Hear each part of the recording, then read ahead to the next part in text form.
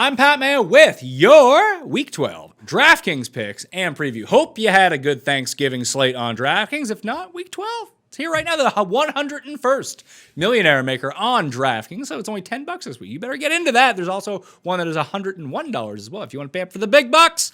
At running back, it's pretty clear what to do. You use Dalvin Cook. A lot of people are using Dalvin Cook, mind you, but even at $9,500, he is a great value. If you are going to fade him, or if you play Dalvin Cook, you can use Brian Hill. Todd Gurley is not playing. He's $4,000. That's a very easy pair to put together and to save money and make you average at running back in terms of salary. If you fade Dalvin Cook and don't want to go all the way down to the bottom, Josh Jacobs, even though he's dealing with a hip injury right now, is shaking out like he's going to be a very good play, as is James Robinson at $6,300. If Eckler can go, and there's a chance he might go, and you'll know by the 1 p.m. games on Sunday, use him. Use him, and if Myles Gaskin plays against the Jets, use him as well. Two guys with substantial upside who no one else is using on this slate. That would be the move for me. Either you pay up, pay down, or really hit these low-owned guys in the middle tier of pricing to differentiate your team just a little bit. Even if you want to go 3 running backs and put one into the flex. There's also other pay-down options like Frank Gore. If Gio Bernard sits, you have Samaje Perine. I don't like those guys. I just much prefer Brian Hill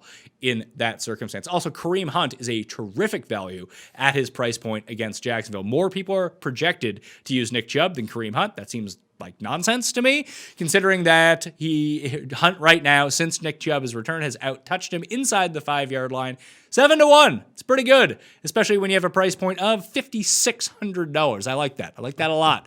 And I don't understand why people are using Chubb over Hunt, despite costing, I think, $1,600 more. Doesn't seem sensible to me, but hey, here we are. Wide receiver position, it's a pay-up week. You can get a little bit tricky, though, with the majority of people now on Keenan Allen, Tyreek Hill, and Stefon Diggs. 3 terrific the Tampa matchup isn't great, but people just love Tyreek Hill in the highest total game of the week. Kyler Murray has been lifted from the injury report. No Larry Fitzgerald. He's out with COVID-19, as is Trent Sherfield. Stephen Gilmore, banged up, probably going to play, and to be on DeAndre Hopkins, but no one is using DeAndre Hopkins. Usually a good time to play him and Kyler Murray together in this matchup. You can bring him back with Jacoby Myers if you want, and Julio Jones doesn't look like he's going to play at the moment either, so you can use Calvin Ridley, but that offense has been really out of whack in the passing game whenever Julio doesn't play, so I like Hopkins from the top, and very few people are going to be on him. But it really is a pay-down week if you want to go find value. Justin Jefferson with Adam Thielen out is also going to be a very popular play, but 2 of my favorite plays right now, I like Robbie Anderson with everyone on DJ Moore going against Minnesota. Terrific matchup for him. Then you can kind of fade this entire middle area here and drop down a little bit farther into the $5,000 range, and you'll find Jamison Crowder, who hasn't done anything for weeks, just sitting there, $5,400. But we have the return of Sam Darnold. Not usually a good thing for winning games, but for Jamison Crowder and his connection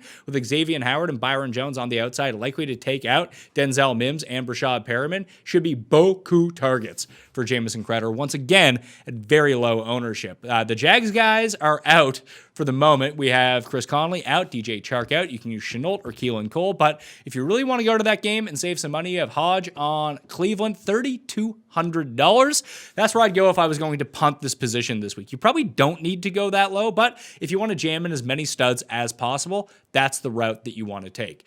At quarterback this week, it's a pay-up week unless you go to Daniel Jones. I like Daniel Jones at $5,500. You can pair him up with Sterling Shepard, Evan Ingram, or Darius Slayton. I prefer the 2 wide receivers over those 2.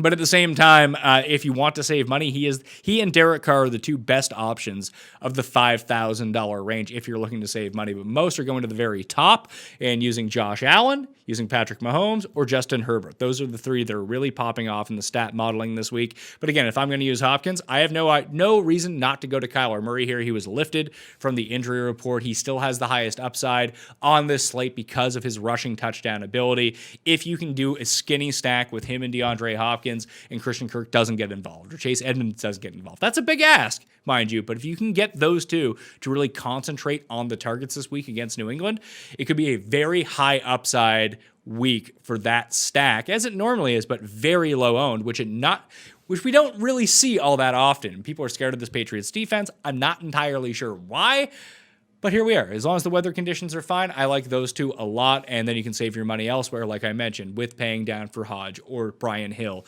at the running back position. Defense-wise, you can use the Browns. That's fine. You can double team them up with Kareem Hunt if you want at tight end. Kelsey and Waller are really the two plays that you're looking for the most. They just happen to be the two most expensive plays. So if you did want to go a bit cheaper, you could use Evan Ingram at $4,500. Austin Hooper looks like he will play this week at $38, but I would probably just go to Jordan Reed at $36. He's healthy at the moment, and frankly, that's good enough for me. If he can make it through half the game, he should be a relative value at $3,600. And that's, again, is another way to save money on this slate if you want to jam in as many of the top-end studs as possible. For my cheat sheet, check out dkplaybook.com. For the full DraftKings Week 12 breakdown episode, head on over to Mayo Media Network on YouTube or the Pat Mayo Experience audio podcast that is completely up right now. Enjoy your holiday weekend. Best of luck on Sunday on the main slate. I'm Pat Mayo. I'll see you next time.